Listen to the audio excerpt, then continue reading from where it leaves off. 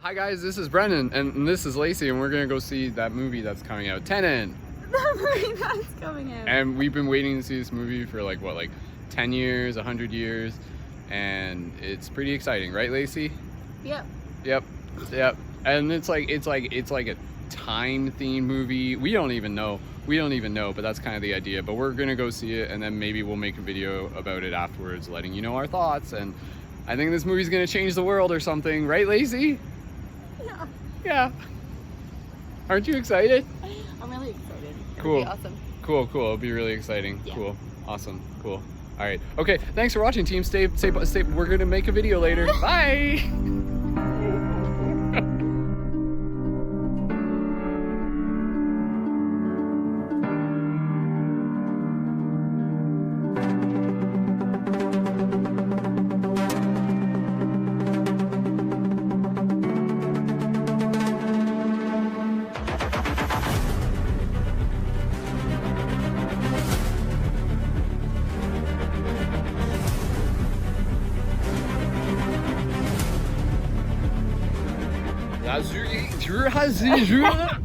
Hey guys, it's us. We're back, and we just saw Tenet, and my brain feels really funny right now, and I'm still trying to understand what just happened. So, Lacey, how are you feeling without getting into spoilers yet?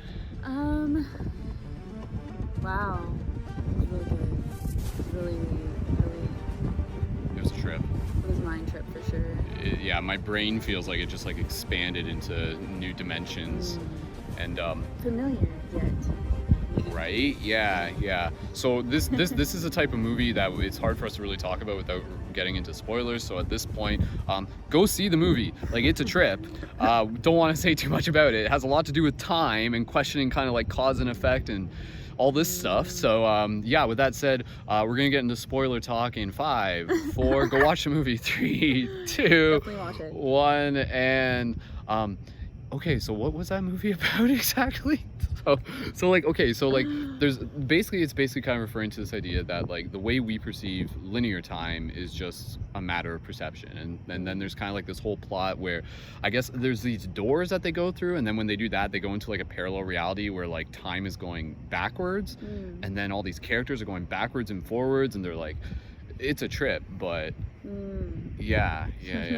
How would you try and explain that movie? Me?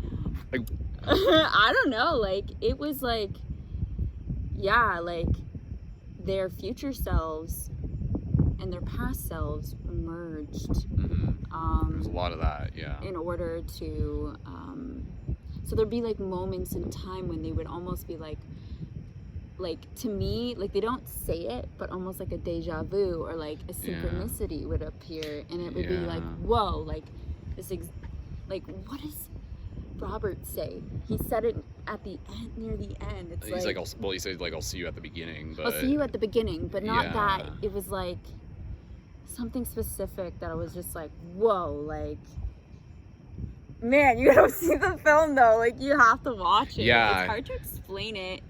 It is. It is hard to explain. There's so much going on in that film, with like multi-dimensional spaces and time travel and going back in time, but also going forward in time. Yeah, it's a different version of time travel than what we think, but yeah, like a big thing is like, honestly, it makes sense.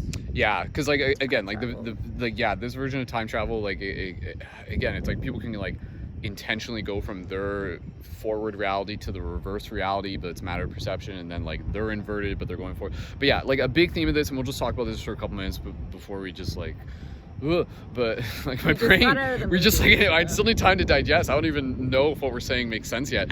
But a big theme with this idea of like cause and effect is not just how things happen, but actually like effect creates cause sort of thing. And so like that was kind of like this idea that like things were happening forwards and backwards at the same time. And so that's where, again, like from like a consciousness expanding perspective of this is where I feel like this reality, and Christopher Nolan, he must have his like kind of like own philosophical understanding and metaphysical perspectives on time, because there's a lot of stuff there that I think is actually not far off from the truth in terms of like the future rippling back into the present. And this is what I was talking about, like reverse time theory, right? So like Lacey and I here, like, you know, like here we are, we're like a couple of peas in a pod and stuff like that, but reverse time theory would say that like this moment created the past in some way or another. It's like, it's kind of like that in one's souls. This is kind of how it works. Yeah, that we, right now, this is rippling back to before. Yeah. And then like, it's like in this moment now, it's like, all right, Lacey, here's the plan. In like years in the past, we're gonna meet up and hang out and become friends and everything like that, and like reverse engineer this so that we can meet here right now. It's a trip, man. Like, it's a trip. It, like, that's the best way I can explain the movie, because like you're watching stuff, it, like from a cinematic perspective, I thought it was incredibly beautiful and groundbreaking. I don't know exactly how they did it, and I think that's an incredible, amazing thing with in terms of like, because like some of it's going backwards and forwards, and just like the coordination in terms of them making this movie. It's like, okay, you're doing this, like the level of detail, again, from a filmmaking point of view, is phenomenal. But yeah, just from like a cognitive ability, was really, really trippy. And it's definitely one of those ones where you want to go back and like watch it again, or like watch it in reverse again or something. Could watch it again. It touches a lot on destiny and like, right, like, what will happen, as Robert Pattinson says. What will happen will happen. Yeah. And that like, it really, which is interesting, because there's moments when there's free will, you know, but at the same time you're like, was that already predestined? Even that aspect of it, it's right. And this is where, like, for me, like, I have this theory that like free will doesn't stop destiny, it only delays it, or something like that. Like what will meant to be will be, but like our free will kind of chooses whether or not we get there sooner or later, or something like that.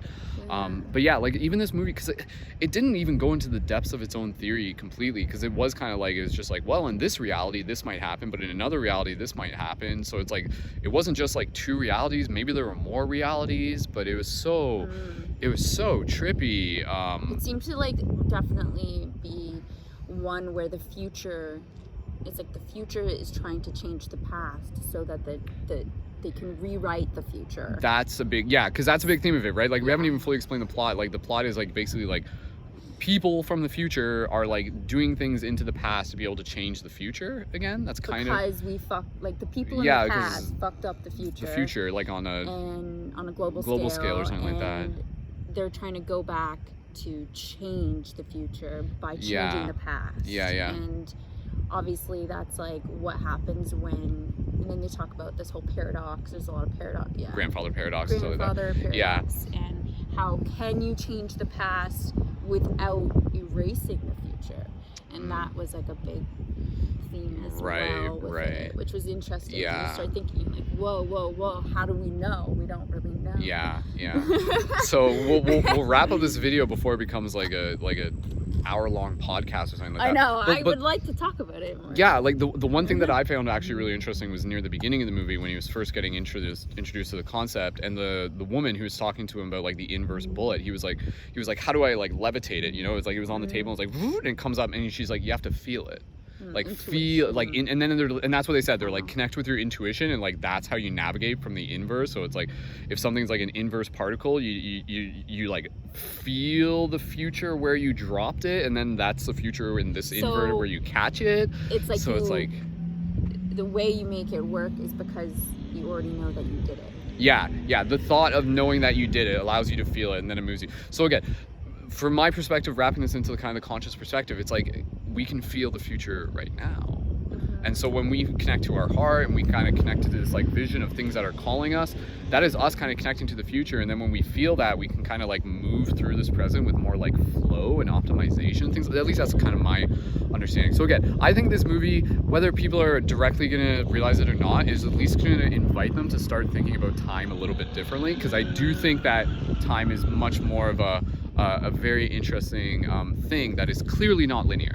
Yes. What is it? Like something more than just linear. But the future definitely affects the past, and the past is the future. And again, this is where I'm talking about like maybe our perception of the linear future is actually the reverse, based on how things actually happen, and the future happens, and then it reverse engineers from the present into the future, which is how Lacey and I met.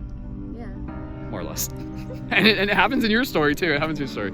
Anyways, that's our little review of Tenet. Guys, go see Tenet if you haven't already yet. Leave some comments down below. And yeah, what a trip. And that's all for now, folks. So cool. Okay. All right. Talk to you guys later. Bye. Go see Tenet. You're cute.